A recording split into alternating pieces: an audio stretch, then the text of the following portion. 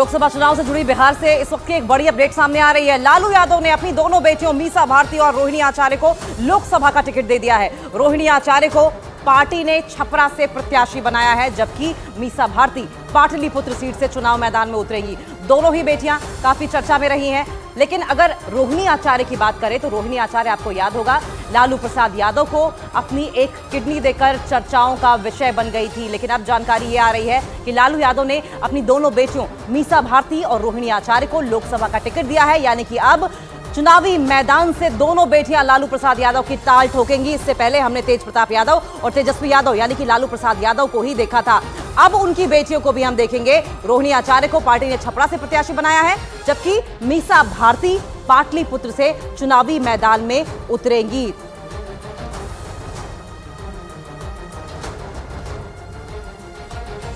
मीसा भारती एक बार फिर पाटलिपुत्र से चुनाव लड़ेंगी। मीसा भारती लालू यादव की सबसे बड़ी बेटी हैं। उनके जन्म के समय लालू यादव जेल में थे और इसीलिए लालू यादव ने अपनी सबसे बड़ी बेटी का नाम मीसा भारती रखा था, क्योंकि देश में आपातकाल के समय लालू यादव को मीसा यानी maintenance of internal security act के तहत गिरफ्तार किया गया था। ये वो कानून था जिसके तहत 1975 से 1977 के बीच आंदोलनकारियों को गिरफ्तार किया गया था और लालू यादव भी इसी कानून के तहत जेल में बंद थे। और उसी दौरान उनकी बड़ी बेटी का जन्म हुआ था। लालू यादव ने अपनी किताब में भी इससे जुड़ी पूरी कहानी लिखी थी और बताया था कि उन्हें जेपी ने सुझाव दिया था कि वो अपनी बेटी का नाम मीसा कानून के नाम पर रख दें। इसके बाद लालू यादव ने अपनी बड़ी बेटी का नाम मीसा भारती रख दिया था।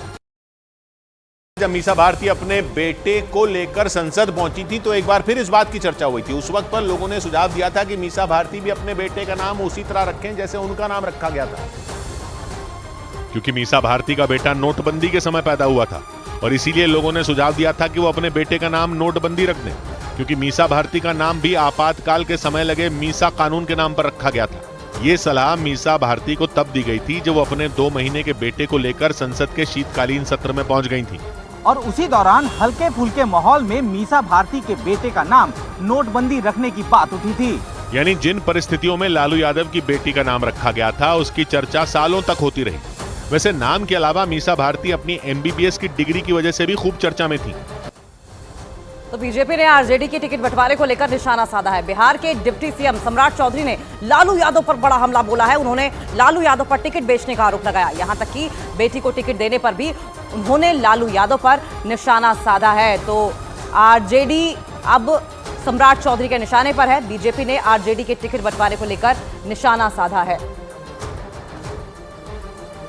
ऐसे नेता है जो टिकट बेचने में माहिर खिलाड़ी है और लालू जी तो अब अपनी बेटी तक को नहीं छोड़े, पहले किडनी लिए तब टिकट दिया। यही है लालू यादव जी का परिचय।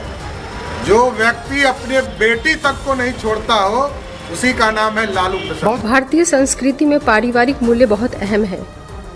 यहाँ पे अगर कोई पिता बीमार हो जाए तो बेटा या बेटी अगर अपने शरीर का अंग भी दान करना पड़े और उन्हें बचाना पड़े तो वो बचाते हैं। यह हमारी संस्कृति का हिस्सा है, पारिवारिक मूल्य है हमारे भारतीय संस्कृति का। और इस पर टिप्पणी करके सम्राट चौधरी ने अपनी गिरी हुई मानसिकता का परिचय दिया है।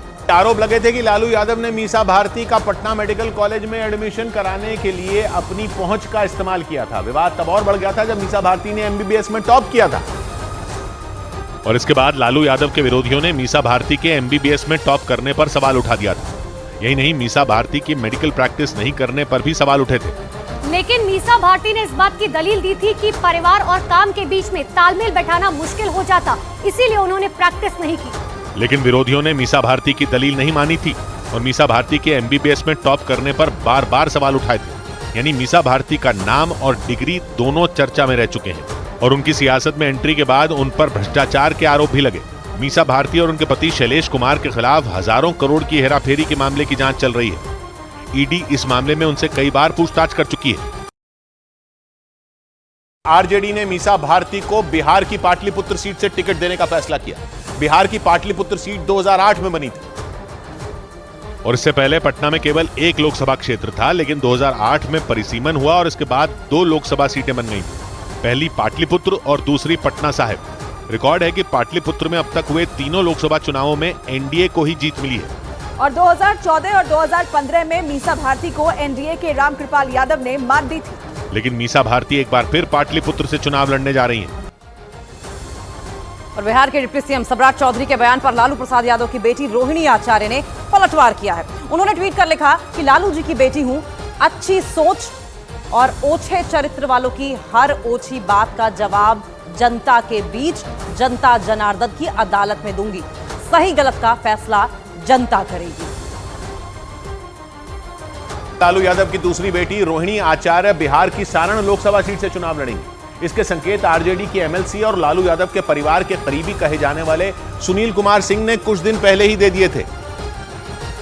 और अब उन खबरों पर मोहर लग चुकी है, क्योंकि लालू प्रसाद यादव की एक और बेटी की सियासत में एंट्री होने जा रही है। लालू यादव के 9 बच्चे हैं, 7 बेटियां और 2 बेटे। दोनों बेटे तेजस्वी और तेज प्रताप बिहार की सियासत में सक्रिय हैं। लालू यादव की 7 बेटियों के नाम हैं मीसा भारती, रोहिणी आचार्य, चंदा यादव, रागिनी यादव, हेमा यादव, अनुष्का राव और राजलक्ष्मी। इन 7 बेटियों में मीसा भारती पहले से सियासत में है और अब रोहिणी आचार्य सारण से चुनाव लड़ने जा रही हैं। और इसके संकेत 3 मार्च को पटना में आरजेडी की जन विश्वास रैली में ही मिल गए थे, क्योंकि उस रैली में रोहिणी आचार्य मंच पर नजर आई थी। वो रैली में शामिल हुए विपक्ष के नेताओं से मिलती दिखी थी। ये पहला मौका था जब रोहिणी आचार्य सियासी मंच पर लालू प्रसाद यादव के साथ दिखी थी। इस रैली के कुछ ही दिन बाद खबर उड़ी थी कि रोहिणी आचार्य का सियासी सफर शुरू होने वाला है। रोहिणी आचार्य का नाम तब खूब चर्चा में आया था जब उन्होंने लालू प्रसाद यादव को अपनी एक किडनी दी थी। और इसके बाद लालू प्रसाद यादव की सेहत में सुधार हुआ था। रोहिणी आचार्य के सारण से चुनाव लड़ने की अटकलों के बीच आरजेडी नेताओं ने इस बात का जिक्र भी छेड़ दिया। किडनी डोनेट करके अपने पिताजी के आयु को बढ़ाने का काम किया। इससे बड़ा सौभाग्य किसी भी पिता के लिए नहीं हो सकता। सोशल मीडिया पर सक्रिय रहने वाली रोहिणी आचार्य ने अपने पिता को किडनी देकर एक अलग ही छवि बनाई है। पिछले महीने जेडीयू और आरजेडी का गठबंधन टूटने पर उनकी सोशल मीडिया पर की गई पोस्ट भी चर्चा में थी, क्योंकि इससे उनकी तेज तर्रार छवि भी सामने आ गई थी। क्योंकि अपनी पोस्ट में वो नीतीश कुमार पर खूब भड़की थी। वो लालू प्रसाद यादव के परिवार से राजनीति में आने वाली छठी सदस्य हैं, क्योंकि खुद लालू प्रसाद यादव, उनकी पत्नी राबड़ी देवी, उनकी बेटी मीसा भारती और दोनों बेटे तेजस्वी और तेज प्रताप राजनीति में सक्रिय हैं।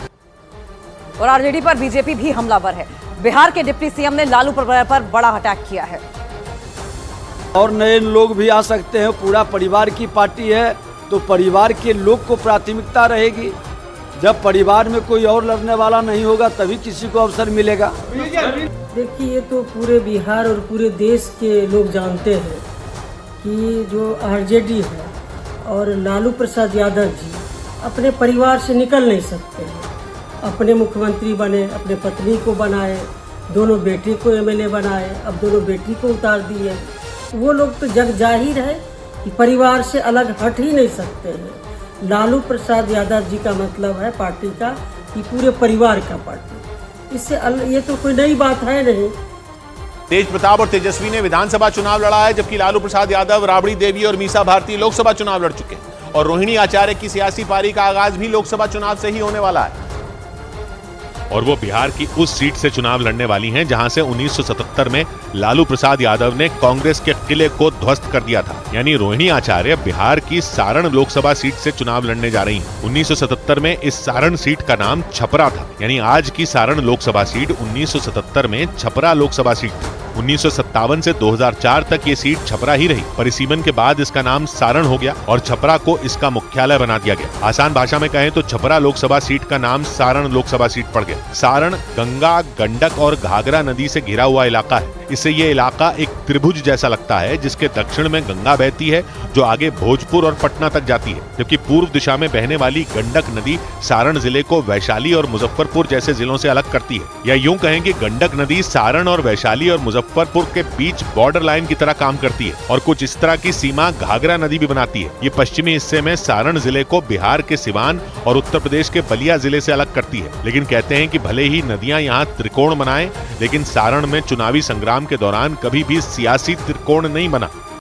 सारण में ज्यादातर बार ऐसा हुआ कि 2 उम्मीदवारों के बीच ही कांटे की टक्कर हुई। लालू यादव की एंट्री से पहले इस सीट को कांग्रेस का गढ़ कहा जाता था। कांग्रेस के रामशेखर सिंह तो लगातार 4 बार सारण से चुनाव जीते थे, लेकिन 1977 में लालू प्रसाद यादव ने इस सीट से बम्पर जीत हासिल की थी। और अब के सारण और तब के छपरा से जीतकर सुर्खियों में आ गए थे। जेपी आंदोलन को इस जीत की बड़ी वजह माना गया था, क्योंकि लालू यादव इस आंदोलन में से निकले बड़े नेताओं में से एक थे और आपातकाल के दौरान पूर्व प्रधानमंत्री इंदिरा गांधी के खिलाफ खड़े हो गए थे।